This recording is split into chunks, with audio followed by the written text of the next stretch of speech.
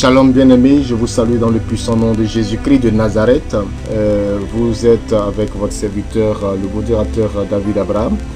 Et en ce jour, nous allons partager la parole de Dieu. Dans le cadre de la manne du dimanche, les trois textes soumis à notre réflexion en ce dimanche, pratiquement une semaine avant la fin de l'année pastorale. Nous allons pouvoir la méditer profondément pour véritablement en tirer un enseignement fort. Des trois textes qui nous ont été proposés, nous pouvons retenir le texte de Proverbe que je voulais partager avec vous. Voilà, Proverbe chapitre 31 à partir du verset 10 au verset 30. Mais avant cela même, il convient d'abord de rappeler les trois textes qui seront lus. Si vous pouvez les lire déjà chez vous, c'est bien. Voilà, Proverbe 30, le premier texte est Proverbe 31, verset 10 à 31, comme j'ai dit tout à l'heure. Le psaume 127, donc ça c'est le psaume, voilà la méditation. Et puis 1 Thessaloniciens chapitre 5 verset 1 à 6. L'évangile c'est Matthieu 25 14 à 30. Vous pouvez les lire chez vous. Mais de ces trois lectures, je me laisse vraiment inspiré par la première lecture du proverbe que je voulais que nous partagions, bien aimés dans le Seigneur. Que Dieu te bénisse.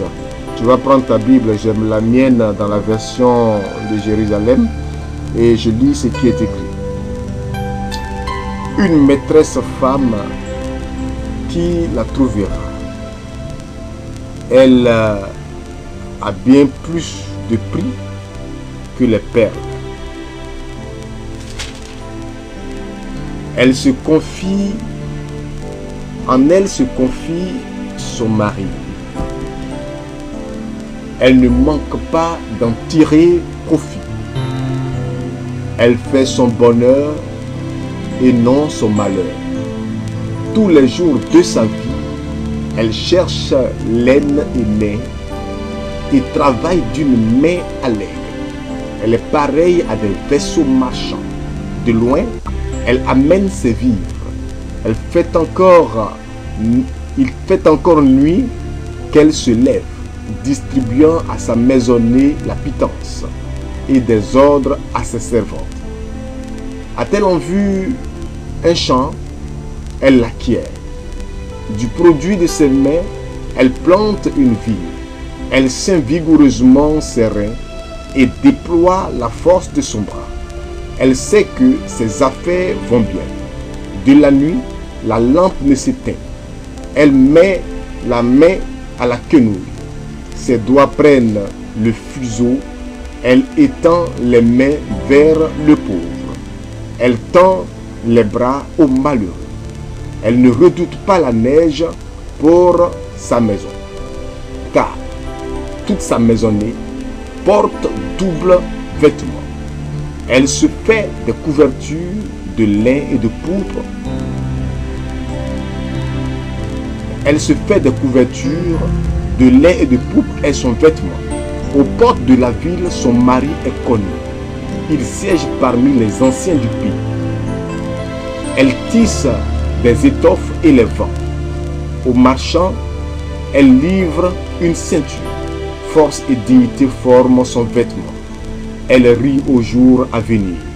Avec sagesse, elle ouvre la bouche. Sur sa langue, une doctrine de piété.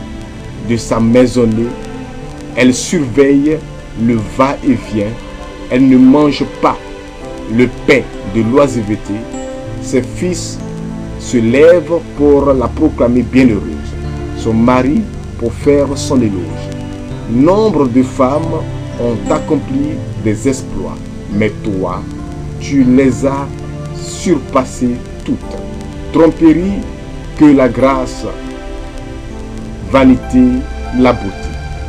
La femme qui craint Yahvé, voilà celle qu'il faut féliciter.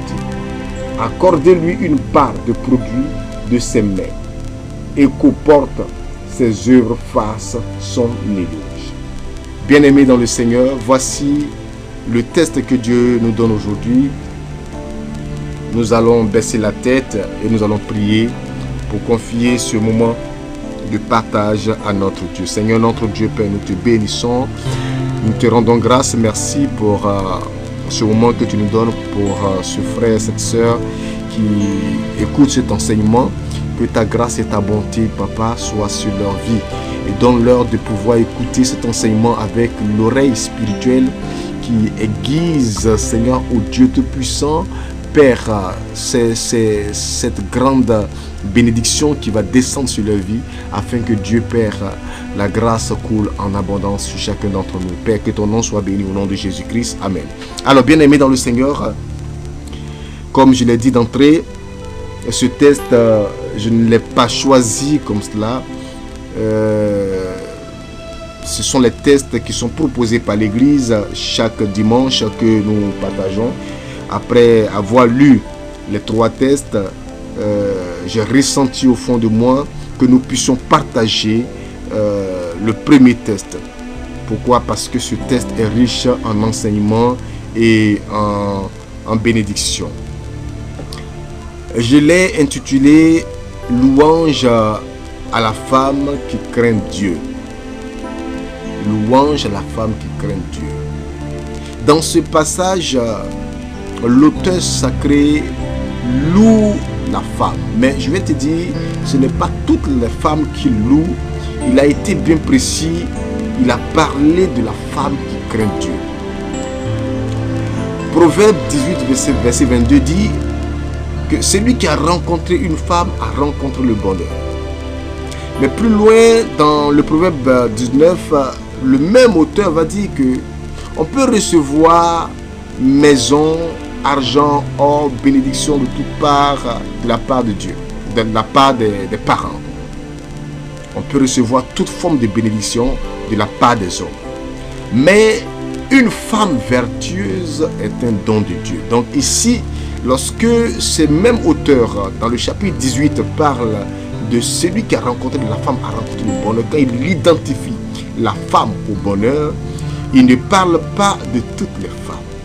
Il parle de la femme vertueuse. Et c'est de cette femme vertueuse aujourd'hui, plusieurs chapitres après, parce que là je parle du chapitre 18 et chapitre 19, nous sommes dans le chapitre 31, c'est-à-dire le dernier chapitre du livre de Proverbes, et là l'auteur sacré magnifie la femme vertueuse avant de mettre fin à son écrit de Proverbes. Amen, amen. Qu'est-ce qu'une femme qui craint Dieu?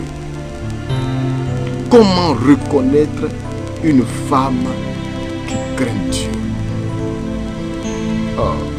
Parce que dans la louange que nous venons d'écouter, nous nous rendons compte que vraiment la femme qui craint Dieu est une femme qui en réalité, de par sa vie, son témoignage, suscite la joie dans le cœur de son époux. Et le roi Salomon qui écrit ce passage, selon les exégèses, c'est lui qui est l'auteur du livre de Proverbes. C'est quelqu'un qui a expérimenté toutes sortes de femmes. Et la Bible même nous dit que Salomon, à un moment donné, à cause des femmes, a fini même par se comporter mal. Parce que les femmes l'ont carrément égaré. Et ici, en parlant, il parle en personne expérimentée. Quelqu'un dont la vie a été certainement marquée par les femmes. Parce qu'il a touché à toutes les femmes. Et certainement, il a vu qu'il n'y avait rien dans son écrit, dans l'Ecclésiaste, il parle de la femme. Il a dit que vanité des vanités, tout est vanité. Il a dit même que avec l'argent on peut tout, mais quand tu regardes tout ce que tu as acquis au prix de ta vie, tout ça est vanité. Il a expérimenté toute couleur de femme, mais tout ceci était vanité. Mais parmi toutes les concubines qu'il avait, certainement, je suis sûr, qu'une avait touché son cœur, une l'avait bouleversé, et c'est cette femme-là qu'il magnifie. Alléluia. Alors, bien-aimé dans le Seigneur, la femme dans la vie d'un homme, c'est très important. Notre père Abraham, pour donner une femme à son fils, c'était un problème. Oui, c'était une préoccupation pour lui. Abraham ne s'est pas levé comme cela pour donner une femme à son fils. Vous savez qu'Abraham a eu cet enfant dans la vieillesse. Un enfant qu'il a attendu toute sa vie et qu'il a pu avoir dans la vieillesse. Et donc cet enfant avait du prix aux yeux d'Abraham. C'était quelqu'un qui importait véritablement pour lui. Qu'est-ce qu'il fallait faire pour trouver une femme à Isaac, puisque Abraham était déjà âgé et qu'il ne pouvait pas lui-même se lever pour aller chercher une femme?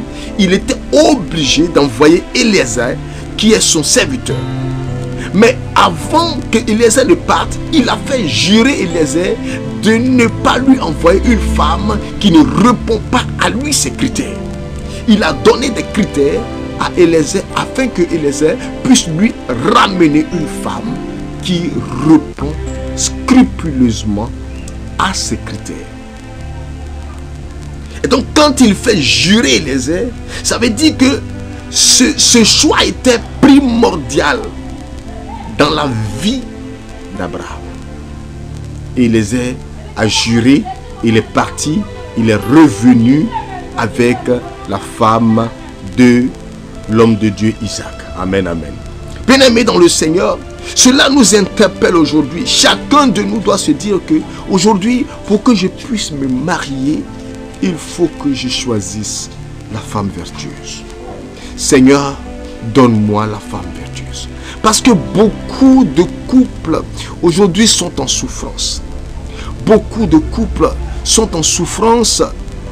Pourquoi? Parce que dans ces couples, il manque de femmes vertueuses. Bien aimé, écoutez-moi bien. Quelqu'un m'a dit, mais pourquoi tu ne parles pas des hommes? J'ai dit, il manque de femmes vertueuses. Parce que même quand dans un couple, il n'y a pas un homme vertueux, c'est-à-dire si l'homme est dépourvu de sens et qu'il y a une femme vertueuse, le foyer peut tenir. Alléluia. Parce que c'est la femme qui fait le foyer. Lorsque Dieu a créé le monde et que le 6e jour il a créé Adam, chaque jour quand Dieu créait, il dit ce qu'il a fait bon, ce qu'il a fait bon. Le 6e jour il crée Adam et lui-même dit il n'est pas bon que l'homme soit seul.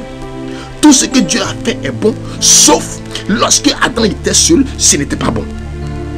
Donc il fait une aide, il conçoit quelqu'un pour l'envoyer afin de combler le déficit de la création en Adam. Donc on peut dans un foyer trouver un homme qui est carrément par terre au niveau comportemental, soulard, fumeur, voyou, chercheur de femmes. Mais si la femme est une femme vertueuse, une femme qui craint Dieu, elle est capable de transformer cet homme. Mais je ne suis pas sûr du contraire.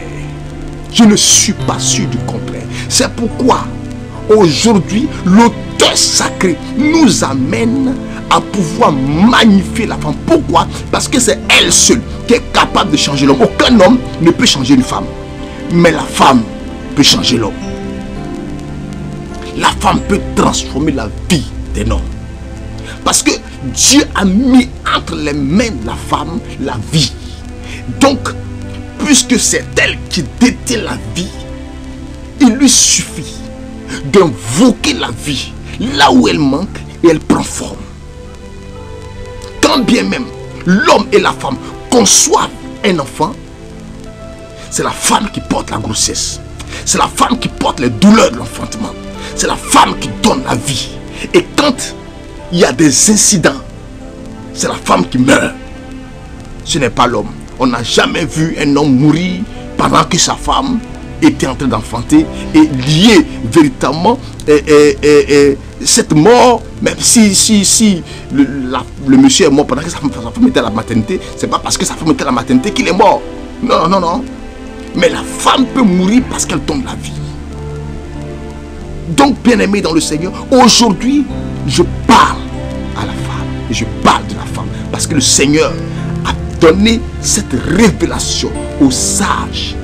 Parce que c'est un sage qui parle, Salomon, l'homme qui a dit à Dieu, Seigneur, donne-moi au lieu d'argent, non, au lieu de l'or, non, au lieu du pouvoir, non, mais donne-moi la sagesse. Comment reconnaître une femme qui craint Dieu? Oui, nous avons besoin de reconnaître une femme qui craint Dieu pour la prendre avec nous. Parce que sur cette terre, toutes les femmes ne craignent pas Dieu.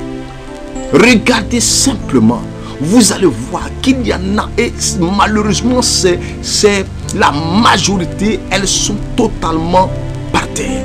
Elles sont totalement dépourvues de sens. Il suffit d'écouter simplement leur causerie et tu es carrément déboussolé. Vous savez, j'écoutais un jour une dame qui me rendait son témoignage. Elle disait que elle a eu un nouvel emploi et pour cela elle rentre un peu tard. Donc étant donné qu'elle rentre tard, quand elle arrive, son mari a déjà fait à manger parce que son mari il ne travaille pas. Bon, c'est un serviteur de Dieu, il travaille, c'est un serviteur de Dieu, mais il a le temps. Donc il a déjà fait à manger et puis voilà. Donc ça lui fait un peu mal, vraiment, quand elle vient trouver que son mari a déjà préparé, donc il était dans le feu, tout ça, ça lui fait un peu mal. Donc elle a un peu pitié de lui. Quand elle en parlait avec une de ses amies, et vous savez ce que son ami va lui dire? Toi, tu as pitié des garçons. Moi, je n'ai pas pitié de lui, il n'a qu'à préparer. Bon, ça veut dire que cette fille-là, elle a un problème. C'est pas de celle-là qu'on parle. L'autre qui dit que ça lui fait mal d'imaginer son mari dans la cuisine en train de faire à manger. Parce qu'elle descend peut-être à 21h. Ça lui fait un peu mal. Voici la femme vertueuse. Oh, bien-aimé, si tu reconnais ce témoignage, je prie que Dieu te bénisse là où tu es. Pourquoi rechercher la femme qui craint Dieu? Parce que cette femme, elle est source de grâce et de bénédiction. Souvenez-vous très bien, lorsque Dieu a envoyé Moïse en Égypte pour la délivrance d'Israël, Moïse ne voulait pas y aller. Sur insistance de Dieu, il a commencé à aller. La Bible dit, sur le chemin, Moïse a commencé à dormir. Dieu voulait le tuer. Qui a fait que Dieu n'a pas touché à Moïse? C'était la femme de Moïse. Quand elle a coupé le prépuce de son fils pour tisser l'alliance, on dit à cause de cela, la colère de Dieu n'a pas frappé Moïse. Moïse serait mort. Et donc Israël serait encore resté dans cette captivité. La femme de Moïse, une femme vertueuse. Alléluia. La femme qui craint Dieu est source de bénédiction. Il convient de la chercher comme le chasseur poursuit le gibier. Amen, amen. Un chasseur qui a chassé toute la nuit et qui n'a rien eu. Et à un moment donné, il trouve un gibier. Tant qu'il ne l'a pas eu, il ne s'arrête pas. Si tu as trouvé une femme vertueuse, frère, cours. Mets tous les moyens qui sont en ta possession. Et va la chercher. En Matthieu chapitre 13, Jésus pouvait dire ceci. Il dit, le royaume des cieux est comme quelqu'un qui a trouvé une perle de grand prix. Il vend tout ce qu'il a et va se procurer la perle.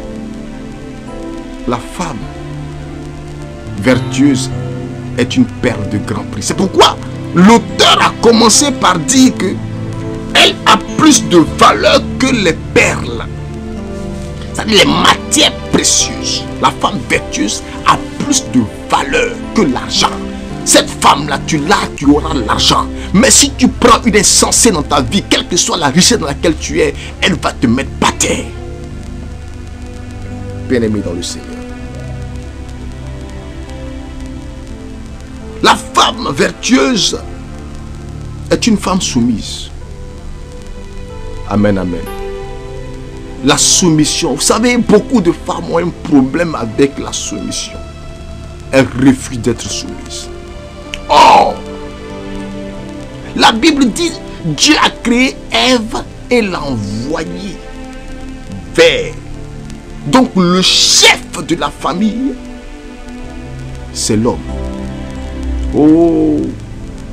Arrêtez-moi tous ces combats féministes, ces combats de vouloir d'égalité. C'est diabolique, totalement diabolique. La femme n'est pas l'égale de l'homme. La femme n'est pas l'égale de l'homme. Le chef de la famille, c'est l'homme. Et si toi, femme, tu montes pour devenir le chef, tu compromets à l'ordre, tu t'opposes à l'ordre divin, tu compromets l'ordre divin. Et c'est ce que Lucifer dans le ciel a voulu faire. Vous pouvez le lire en Ésaïe chapitre 14. Il a voulu faire, lui, il voulait monter pour être au-dessus du Très-Haut. Mais bien aimé dans le Seigneur, tu ne peux jamais être au-dessus de ton mari, c'est pas possible. Il faut être soumise. Quand tu dois lui parler avec obéissance. Oh! Comment Sarah appelait-elle son mari? Mon Seigneur. Mon Seigneur. Regardez la reine Vasti. Une femme. Le mari reçoit des notabilités, des responsables. Son mari, le roi, reçoit des gens. On l'appelle. Le mari l'appelle. Elle refuse. Elle désobéit totalement à son mari. C'est-à-dire elle résiste à l'homme. Qu'est-ce qui s'est passé? Elle a perdu son statut. Elle a perdu son statut. Pour ne pas dire, elle a vendu son statut à Esther.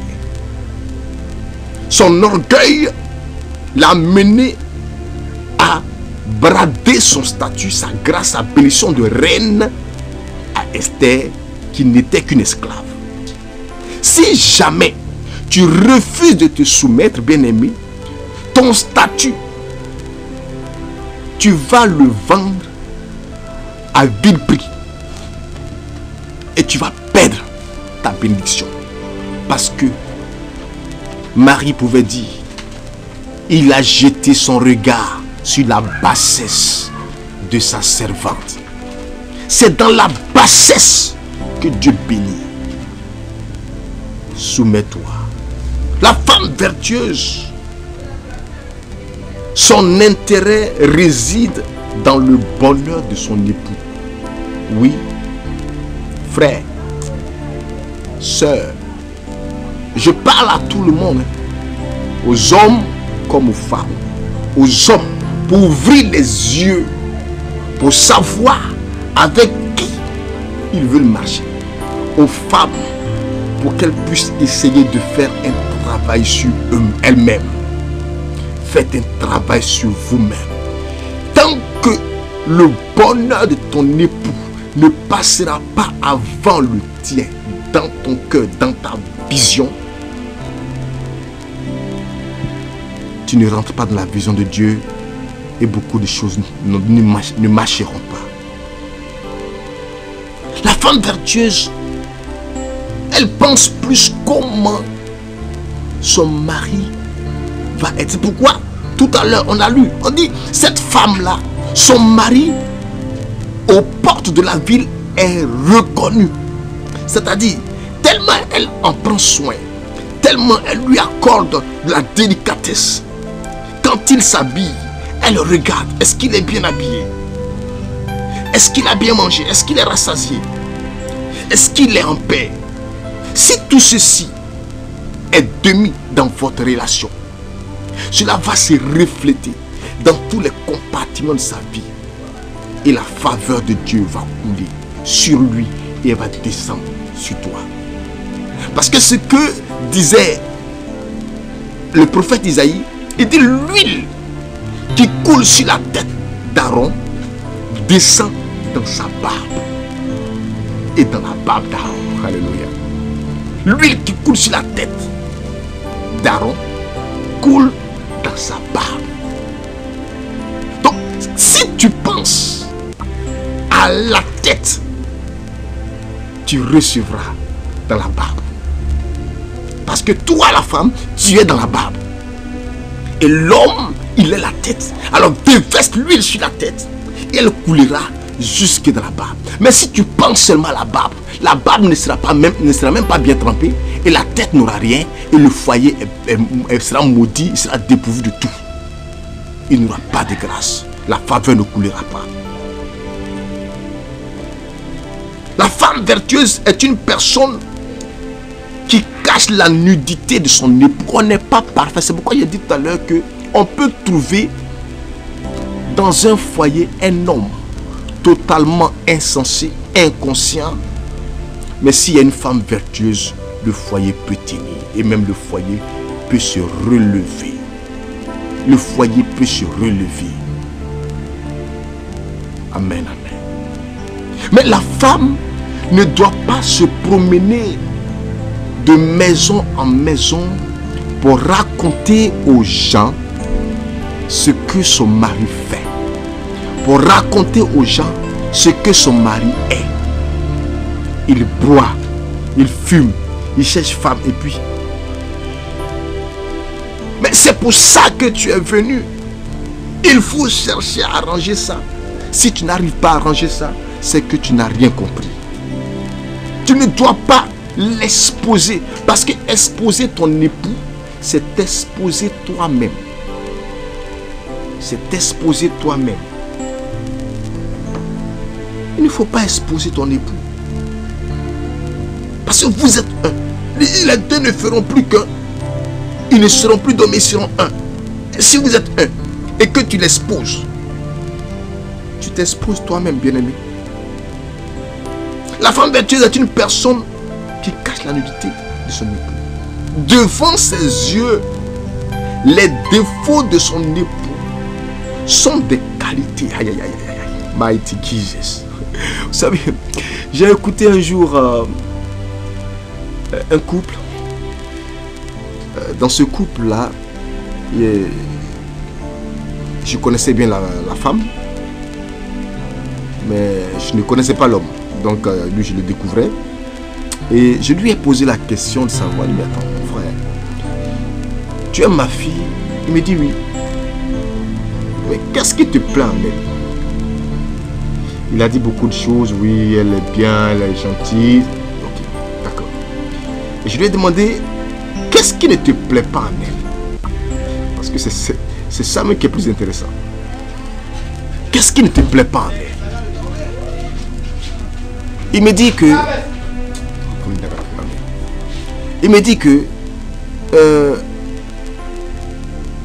en tout cas, il avait des appréhensions par rapport à son comportement. Il avait des choses qui ne lui plaisaient pas dans son comportement, mais il a fini par aimer. Et je lui ai demandé c'est quoi. Il dit que moi j'ai une éducation. Dans mon éducation, il y a certaines choses que on ne peut pas accepter. Par exemple, une femme qui veut faire le vent, je pense que généralement les femmes se cachent et puis elles font le vent. Or elle, quand elle veut faire le vent, elle n'a même pas le temps de se cacher. Même si on est en public, elle va faire boum. Moi, ça me dérangeait. J'aime pas ça. Ou bien même quand elle veut aller aux toilettes, au lieu de dire excusez-moi, j'ai un besoin pressant, elle fait pas ça. Mais elle dit les choses crues pour aller aux toilettes. Et moi, franchement, ça me fatiguait. Mais bon, à la longue, j'ai fini par aimer. J'ai fini par aimer. Et puis, moi-même, souvent, je me suis pris en train de lâcher, quoi. Excusez-moi, c'est le mot. Il faut que je dise ça comme ça pour que vous puissiez vivre la chose. Et je me suis pris en train de lâcher. Et puis bon, moi aussi, je commence à dire, non, je vais chier.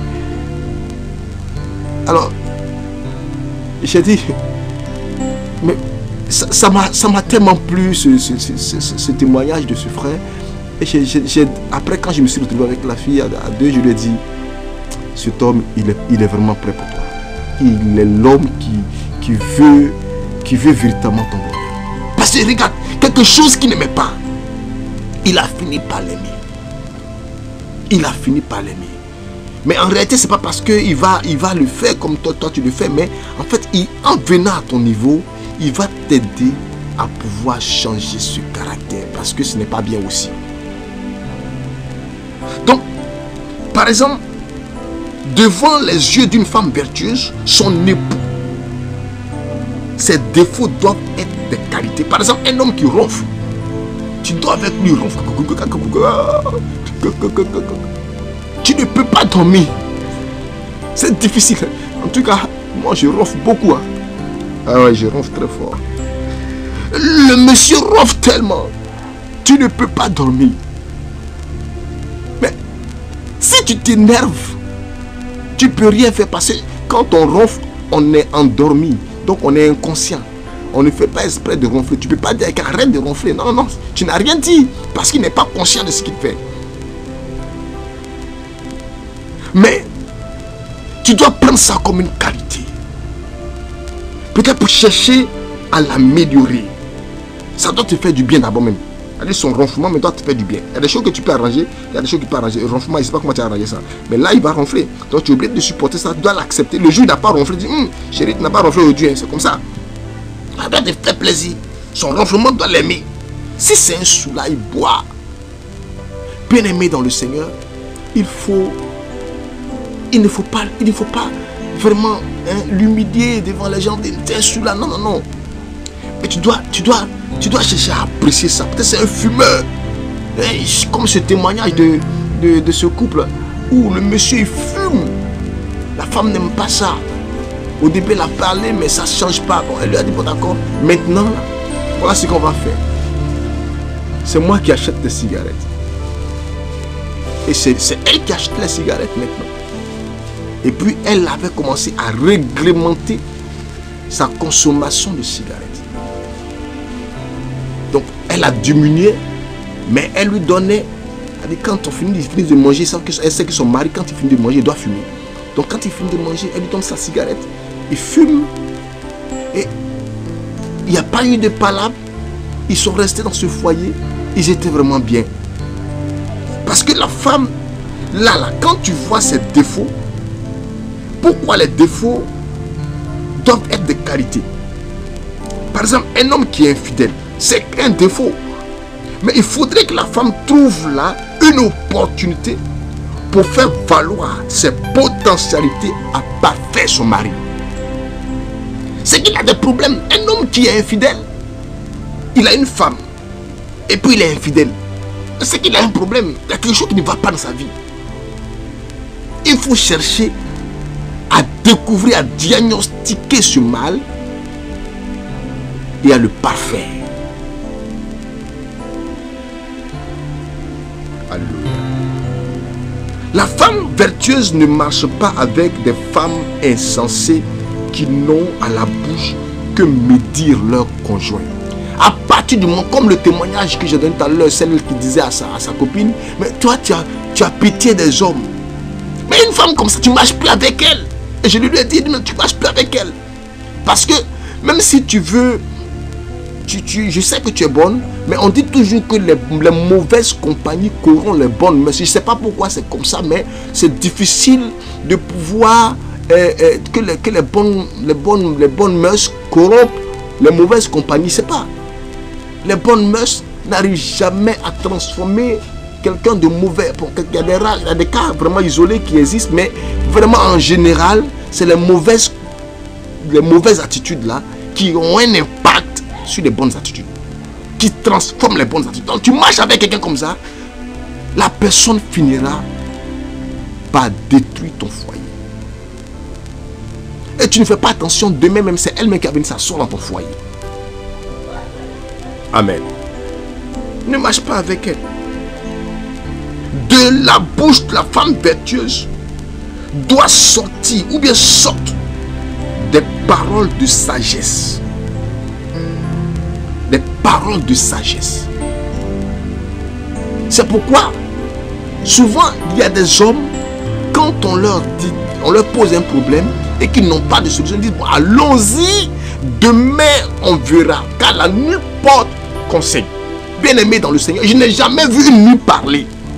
La nuit parle pas. Comment la nuit peut porter conseil? C'est la femme qui est couchée à tes côtés. Lorsque tu lui poses le problème, elle te donne la solution automatiquement. Donc c'est une femme qui est remplie de sagesse. Une femme remplie de sagesse qui va véritablement t'aider à trouver des solutions là où tu ne les voyais pas du tout. Pourquoi? Parce qu'elle prie beaucoup. Et tout à l'heure, ce point-là, je l'ai mis. Elle prie beaucoup. Hein? Elle ne discute pas les décisions de son époux. Parce que dans le, comme je l'ai dit tout à l'heure, le chef de la famille, c'est l'homme. Et il y a certains hommes qui n'aiment pas discuter avec les femmes. C'est-à-dire, ils imposent leur vision. Quand ils arrivent, ils disent, c'est comme ça on fait, point barre. On va dire il est dictateur, mais c'est lui l'homme. S'il est dictateur, ok, il n'y a pas de problème, mais c'est lui l'homme. Il a dit c'est comme ça on fait. Même si toi la femme, dans ta réflexion, tu sens que ce qu'il a dit n'est pas trop correct, n'est pas trop juste, qu'est-ce que tu dois faire pour éviter les affrontements et les discussions inutiles? Fléchis genoux et commence à intercéder et à prier. Oh mighty Lord.